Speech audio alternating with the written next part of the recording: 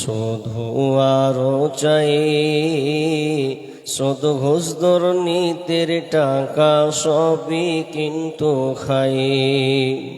হালাল হারাম আদেশ নিষেধ মানে না তো কিছু, বড্ড লোভী ঘোরে শুধু টাকার পিছু পিছু।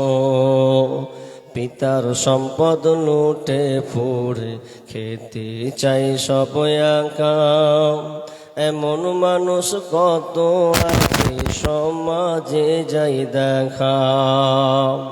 কত আছে দাড়ি টুপি পরে সাজে আলেম, আসলে সে আলিম বেশে মস্ত বড় জালেম।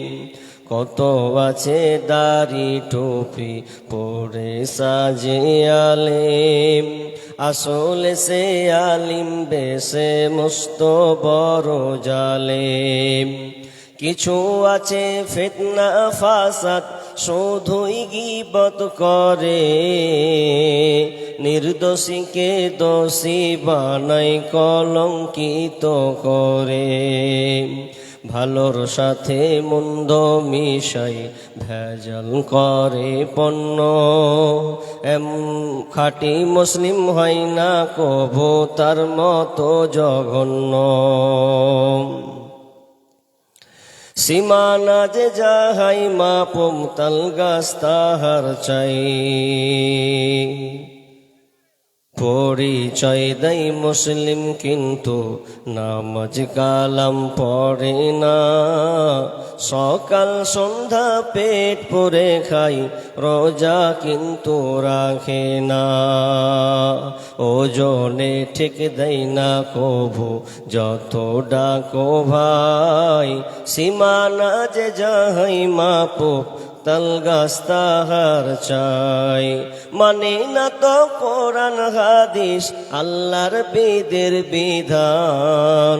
ধর্মের কথা শুনলে যেন জলে রে বেঈমান, ধর্মের কথা শুনলে যেন জলে রে বেঈমান।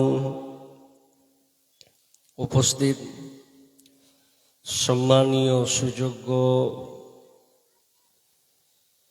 আজকের চলমান জলসার স্বনামধন্য সভাপতি, মঞ্চে উপবিষ্ট ওলামা ইকরাম, দূরদূরান্ত থেকে আগত সম্মানীয় অতিথিবৃন্দ,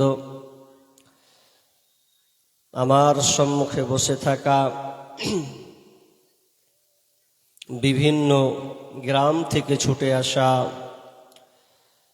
দিনদার ইমানদার মুমিন ভাই সকল ও পর্দার অন্তরালে বসে থাকা সম্মানিতা মা ও বোনেরা, প্রথমে সেই মহান মুনিবের দরবারে প্রশংসা জ্ঞাপন করি যে আল্লাহ আমাদেরকে কবুল করে এই মসজিদ কেন্দ্রিক আয়োজিত মাহফিলের সুন্দর শামিয়ানার নিচে বসার যিনি তৌফিক দান করেছেন, সে আল্লাহ সুবহানাহু ওয়া তাআলার শুকরিয়া আদায় করি, বলি আলহামদুলিল্লাহ। একটু জোরে বলি আলহামদুলিল্লাহ। অতঃপর শান্তি বর্ষিত হোক সকল নবীদের উপর, বিশেষ করে আমাদের শেষ নবী জনাবে মুহাম্মদুর রাসূলুল্লাহ, আমরা সকলে বলি সাল্লাল্লাহু আলাইহি ওয়াসাল্লাম।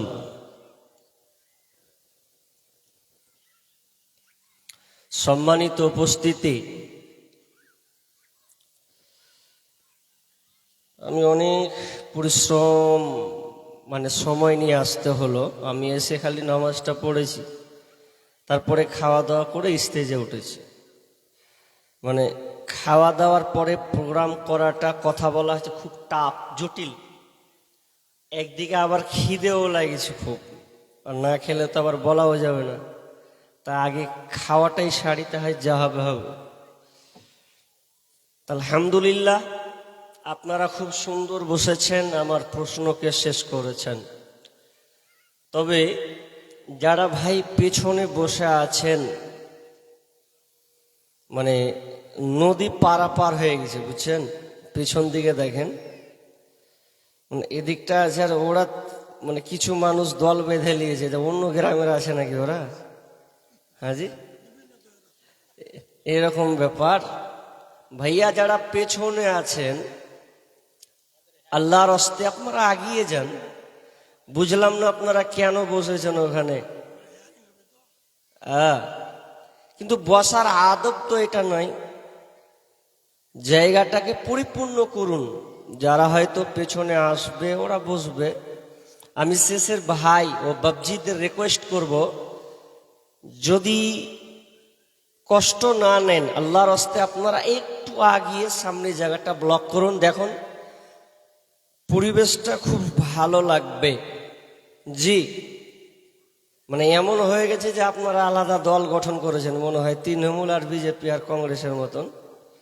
তো ওটা নয়, এটা ইসলামী সভা।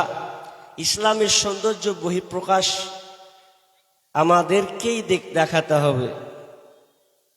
ভাই আগাতে বললাম বলে পালিয়ে ভুল করে দিল নাকি রে বাপ? হ্যাঁ জি, যে আগে আসেন পেছনে যাক, মাশাআল্লাহ, আর মানুষ আসবে বসবে।